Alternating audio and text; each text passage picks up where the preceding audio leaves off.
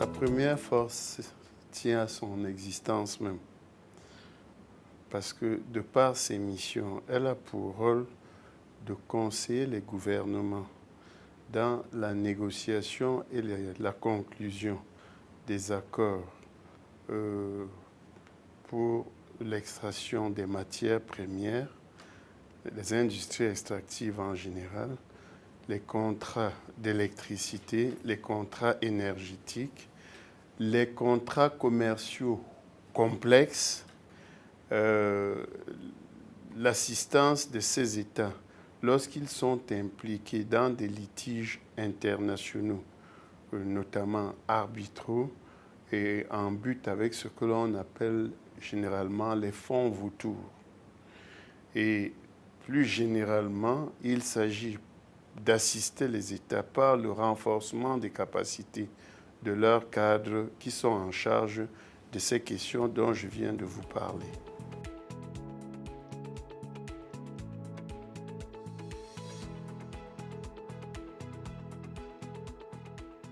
Il y en a qui ne savent pas encore que la facilité existe. Donc, de ce point de vue, la facilité a un gros travail de promotion à entreprendre.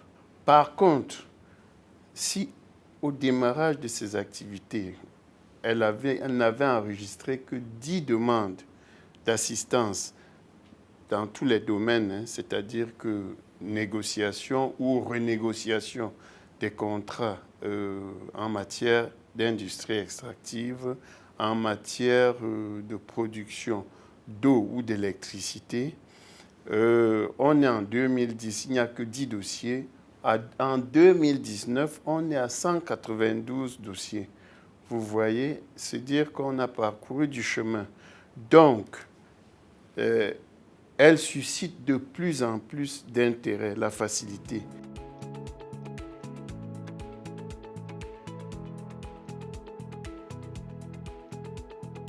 Son rôle est capital. Pourquoi? Parce que, vous voyez, tous les pays africains ne sont pas nécessairement, à un moment donné, des pays pétroliers, pour ne parler que de l'industrie du pétrole. Il y a des pays que l'on découvrira seulement demain comme disposant du pétrole. Comme son traité fondateur prévoit qu'en 2022, elle doit mettre fin à ses activités. Bon, si on prévoit qu'effectivement elle mette fin à ses activités en 2020, que deviennent ceux des États, n'est-ce pas, qui ne sont pas producteurs de matières premières intéressantes aujourd'hui, mais qui le seront demain. Donc, la facilité et son travail est utile parce que on ne négocie pas un contrat en matière pétrolière comme n'importe quel autre contrat. Vous voyez, il faut éviter qu'il s'agisse de contrats d'adhésion où le producteur qui a toute sa technologie, qui vient exploiter, n'est-ce pas, impose ces conditions au pays qui est détenteur du pétrole. Et la facilité a la capacité d'identifier des juristes pointus pour assister les États et dans la négociation, n'est-ce pas, et la conclusion de ce type de contrat. De même, lorsque les États sont entrés en arbitrage international par les fonds vautours, vous voyez, on achète la créance d'un État à un franc symbolique et on va lui réclamer 10, 15 fois plus que ce que l'on a acheté véritablement.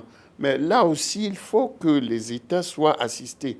Et la facilité a la capacité d'identifier des juristes compétents pour assister les États afin de limiter les dégâts. Vous comprenez? Donc, son rôle est quand même important et il serait dommage que l'on dise qu'effectivement, en 2022, elle va cesser ses activités. Heureusement que le traité fondateur prévoit la possibilité d'extension. Donc, sur le plan légal, on est couvert, on peut le faire. Maintenant, il reste à la facilité de réfléchir sur ce qui a pu constituer des contraintes qui l'empêchent de s'exprimer véritablement ou pleinement comme elle l'aurait souhaité dans le champ de ses investigations.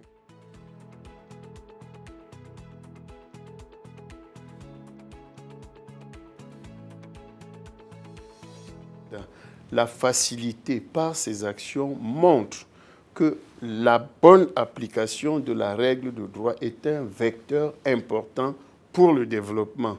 Si vous n'êtes pas compétent en droit, vous ne saurez pas négocier un contrat. Or, lorsqu'on vous amène à mieux négocier un contrat, il y a des écueils que vous savez éviter, il y a des litiges que vous saurez éviter. Le contrat va être exécuté jusqu'à son terme sans problème.